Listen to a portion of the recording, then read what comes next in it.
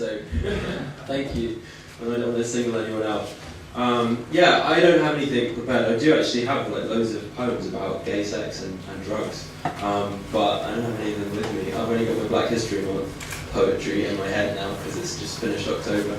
But then that kind of actually makes me think about the whole gay scene and stuff, because I do kind of compartmental it. There's like, oh, this is my poetry for women with people of colour, and this is my poetry for women with the gay scene, gay people, because I do kind of actually feel like the gay scene is very white.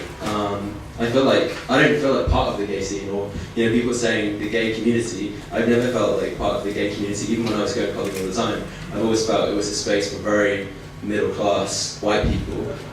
So I'm not going to read a poem of my own. I'm going to read a poem by a black lesbian woman, Audre Lorde. And actually, I just wanted to say something, because I think sometimes being gay, you can feel like you're a monster. You can feel really just like horrible. I think when I was at school, people, I came out as gay when I was 13. Because I thought I fancied a boy, and I told someone, and then they told someone, and everyone was like, you're gay. And I was like, yeah, maybe.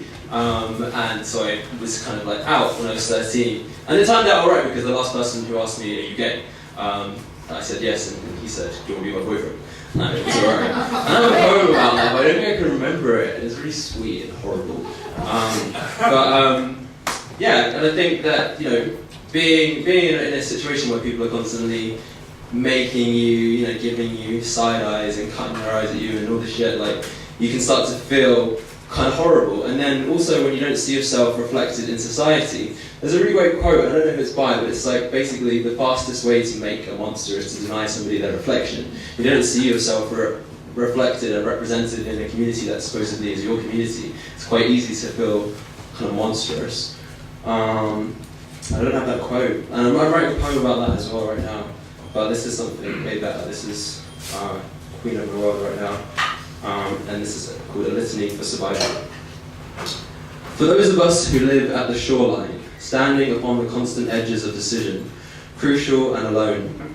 For those of us who cannot indulge the passing dreams of choice, who love in doorways, coming and going, in the hours between dawns, looking inward and outward, at once, before and after, seeking a now that can breed futures. Like bread in our children's mouths, so their dreams will not reflect the depths of ours. For those of us who were imprinted with fear, like a faint line in the center of our foreheads, learning to be afraid with our mother's milk. For by this weapon, this illusion of some safety to be found, the heavy-footed hoped to silence us.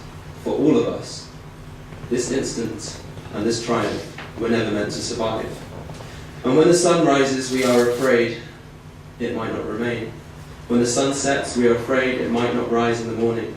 When our stomachs are full, we are afraid of indigestion. And when our stomachs are empty, we are afraid we may never eat again.